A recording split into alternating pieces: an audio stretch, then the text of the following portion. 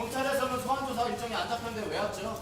지금 변명하려고 왔나? 얘기하는 거는 지금 물타기밖에 안 되는데 본인이 그럼 5,500만 원 언제 주실 거예요? 부가세 포함해. 우리가 지금 이렇게 모인 거는 찌양 사건에 대한 거 진실하게 온 건데 나한테 얘기하지 마시고요. 5,500만 원 언제 주실 거예요? 부가세 포함해서. 그렇기 때문에 언제 주실 거예요? 차 파셨나요? G9280 터졌다고 자랑하셨는데 파셨나요? 고개 숙여 사과드립니다. 지금 검찰에서는 소환조사 일정이 안 잡혔는데 왜 왔죠? 지금 변명하려고 왔나요? 제가 앞서 설명드렸다시피 제가 지금 이 자리에 출석한 이유는 찌양님에 대한 수사를 받기 위함이 아닌 제가 알고 있는 대한민국 최고학법 카르텔에 대한 고발을 하기 위해서였습니다. 지금 얘기하는 거는 지금 물타기밖에 안 되는데 본인이 그럼 5,500만 원 언제 주실 거예요? 부가세 포함해서. 관련된 증거 검찰 측의 민원으로 제출하고 난 이후 다시 한번 인터뷰하겠습니다. 감사합니다. 사건이랑 별개로 지금 김준범 씨에 대한 사건을 제보하겠다는 건가요? 저는 이 사건이 이런 식으로 공론화가 된 이유 또한 시그널 엔터테인먼트 사건의 주범 김준범이 대한민국 유수의 대기업가, 대한민국 유수의 대기업 자재들, 그리고 언론 미디어 카르텔을 통해서 이에 대한 본인에 대한 폭로가 터지는 것을 막기 위해 무리한 언론 조작을 하고 있는 것이라고 생각합니다. 그러면 황금폰 안에 담긴 녹취 중에 찌양 씨 관련 내용은 어떤 것들입니까? 그에 대한 녹취 내용도 물론 있고요. 그에 대한 녹취 내용은 제가 찌양님과 계약을 맺기까지 있었던 모든 음성 통화 녹취, 카카오톡 통화 내역 등이 있습니다. 그러니까 찌양 씨의 폭로를 막기 위해서 돈을 받았다고 주장을 계속 하셨는데 그런 입장은 유효하신가요? 어떤 입장이신지도 다시 한번 밝혀주세요. 맞습니다. 제가 해당 금원을 받은 이유는 음성 통화 녹취를 들어보면 알 수 있다시피 이에 대한 요구는 찌양님께서 먼저 해주셨고 현재 언론 기사에서 찌양님의 과거 전 대표에게 폭행당한 사실을 폭로하는 것을 막기 위해 제가 받았다고 주장되어 있는데 저는 찌양님 소속사와 미팅하기 전까지 그러한 사실을 알지조차 못하고 있었습니다. 제가 알지 못하는 사실로 어떻게 협박을 합니까? 우리가 지금 이렇게 모인 거는 찌양 사건에 대한 거 진실하게 온 건데 나한테 얘기하지 마시고요. 5,500만 원 언제 주실 거예요? 부가세 포함해서. 저는 말씀드렸다시피 찌양님 사건 또한 대한민국 최고학급 카르텔이 본인에 대한 폭로, 본인에 대한 고발을 막기 위한 희생양으로 사용한 것이라고 생각합니다. 그렇기 때문에 차 파셨나요? G9280 터졌다고 자랑하셨는데 파셨나요? 갖고 다니시나요? 저는 GV80 장기 렌트로 계약한 차량이고 찌양님에 대한 5,500만 원은 공탁을 통해 진행을 하거나 찌양님 측의 입장을 들어본 후 찌양님에게 직접 전달을 하거나 찌양님께서 받기 원하지 않으신다면 공탁을 통해 진행을 하도록 하겠습니다. 혹시 이 사건 이후에 찌양님이랑 어떤 입장을 교환하신 적은 있으세요? 예, 있습니다. 뭐라고 어떻게? 정확히 말씀드리자면 찌양님을 통해 교환을 한 것이 아니라 찌양님의 고문 변호사님을 통해 의견을 고안했습니다. 이제 찌양님의 입장과 이제 그 유튜버님의 그 의견은 어떻게 교환이 좀 됐을까요? 이 부분에 대해서는 찌양님께서 제가 입장을 표명하는 것을 원치 않기 때문에 찌양님께서 입장을 발표하신다면 그때 모두 알게 되실 겁니다. 억울한 사람을 구제한다는 그 찌양님께서는 그럼 입장을 밝히는 걸 원하지 않으셨는데 이제 구재영님께서는 지금 오늘 자진 출석하셨잖아요. 그 찌양님께서 원치 않으셨는데 이렇게 자진 출석한 이유는 무엇일까요? 제가 앞서 말씀드렸다시피 이번 사건은 찌양님 또한 대한민국 최고학급 카르텔의 폭로, 고발을 막기 위한 희생양으로서 사용되었다고 생각하게 됩니다. 그렇기 때문에 이러한 모든 해명, 모든 사건을 마무리 짓기 위해서는 이들의 배후에 누가 있는지를 밝히고 이들의 범법 행위를 고발하는 것이 최우선이라고 생각했습니다. 신변의 위협을 좀 느끼고 계시나요? 예, 그렇습니다. 그러면 오늘 신변보호 요청도 하실 건가요? 그것은 수사관님들이 판단할 내용이지 제가 판단할 내용이 아니라고 생각합니다. 자, 물타기 하지 마시고요. 그러면은 구제역은 억울한 사람을 구제한다는데 왜 그런 사람을 지금 이용했나요? 사회자 약자 여성을 왜 이용했나요? 제가 그 부분에 대해서는 영상을 통해서 거듭 설명드렸다시피 먼저 저에게 리스크 관리를 대한 용역을 부탁한 것은 찌양님 측이었고 저는 이에 대해서 어쩔 수 없이 그 계약을 받아들였을 뿐입니다. 그 전에 5,500만 원 돈도 그쪽에서 먼저 제안을 한 건가요? 액수도. 그 금액에 대해서도 그쪽에서 먼저 제안을 한 것입니다. 5,500만 원 액수를 먼저 제안을. 정확히 하면 그쪽에서 먼저 어느 정도의 금액으로 해야 되는지 요청을 해드렸습니다. 서로 간의 입장을 맞추고 있었고 그 과정에서 5,500만 원이라는 금액이 산상하게 된 것입니다. 억울한 사람을 구제한다고 하시는데 억울한 사람을 전혀 없었습니다. 이에 대한 모든 내용은 찌양님과 찌양님 소속사 그리고 그들과 나눈 카톡 대화 내역을 통해 명백히 입증될 것이라고 생각합니다. 오늘 신변보호 요청도 하실 건가요? 저는 신변보호 요청을 하고 싶지 않은 이를 받아들일지에 대해서는 수사관님들이 판단할 일이라고 생각합니다. 지금 정작 수사관님들은 아무 지금 지금 내용이 없는데 왜 본인이 오셔가지고 자꾸 울타기 하시는데 지금 포커스는 본인이 지금 지금 힘든 사회적 약자 지금 찌양을 지금 그렇게 힘들게 그러니까 얘기를 하셔야죠. 이번 사건으로 인해서 이제 그 사이버 레카에 대한 비판이 좀 많은 걸로 알고 있는데 어떻게 생각하시나요? 저도 마찬가지로 익명 레카들의 아무런 책임 없는 폭로전에는 굉장히 큰 문제가 있다고 생각을 합니다.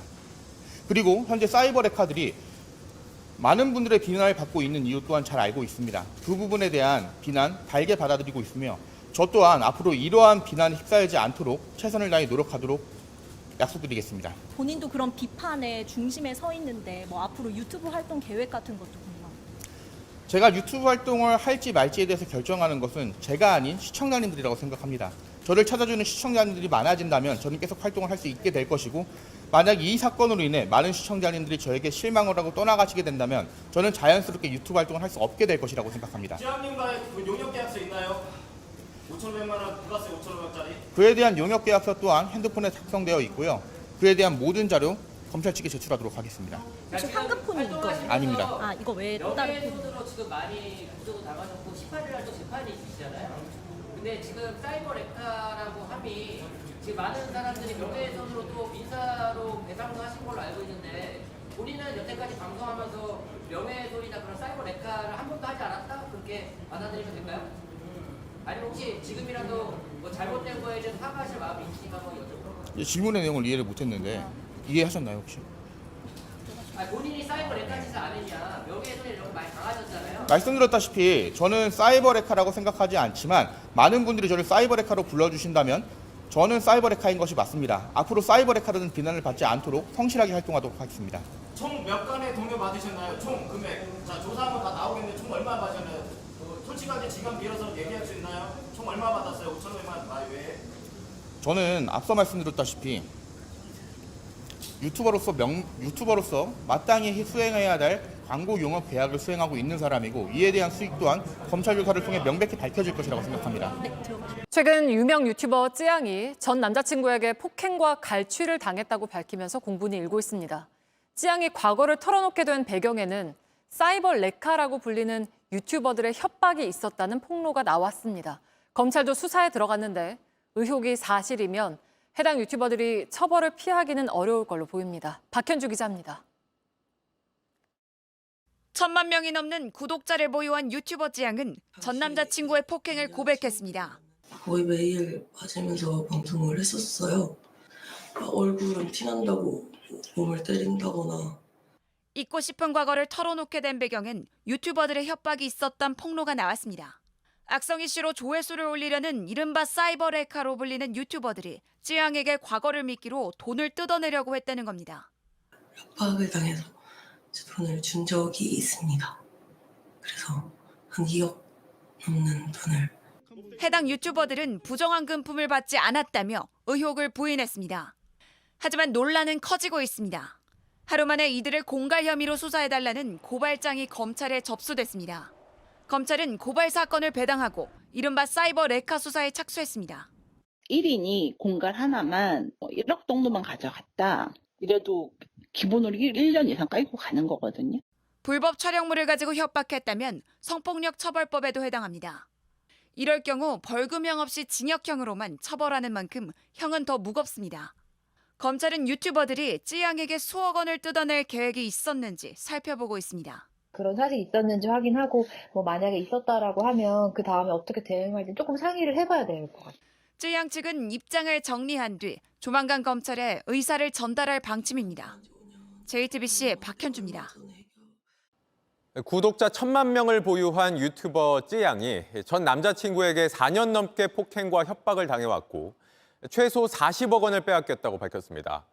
이와 함께 일부 유튜버들이 관련 내용을 폭로하지 않는 대가로 찌양에게서 돈을 뜯어냈다는 의혹도 불거졌습니다. 한민정 기자입니다. 유명 먹방 유튜버 찌양이 지난 4년여 동안 폭행을 당해왔다고 털어놨습니다. 거의 매일 맞으면서 방송을 했었어요. 얼굴은 티난다고 몸을 때린다거나. 연인이었던 전 소속사 대표가 폭행과 협박을 일삼았고 유흥업소에서 강제로 일하게 했다고도 했습니다. 제 몰래 찍은 동영상이 있더라고요. 그래가지고 그거를 이제 유포하겠다고 이제 헤어지지 못하게 협박을 했었고 4년에 걸친 폭행 피해를 녹음한 파일만 3,000개가 넘는다고도 했습니다. 찌양 측 변호인은 전 남자친구가 40억 원이 넘는 돈도 제대로 정산해주지 않았다고 밝혔습니다. 2년 전 법적 대응에 나섰지만 전 남자친구가 목숨을 끊으면서 사건은 공소권 없음으로 끝났습니다. 사이버 레카로 불리는 일부 유튜버들은 찌양의 이런 과거를 방송하지 않는 대가로 수천만 원을 뜯어낸 의혹도 불거졌습니다. 해당 유튜버들은 부끄러운 돈을 받지 않았다는 입장을 냈습니다. 또 다른 유튜버는 소셜미디어 계정을 폐쇄했습니다. 유튜브를 비롯한 이런 것들은 어떠한 아무런 제재나 감시도 받지 않는단 말이에요. 사회적 책임도 좀 강화돼야 될 필요가 있고요. 검찰은 유튜버들에 대한 고발장을 접수해 사건을 배당했다며 곧 수사에 들어갈 것이라고 밝혔습니다. JTBC 한민정입니다.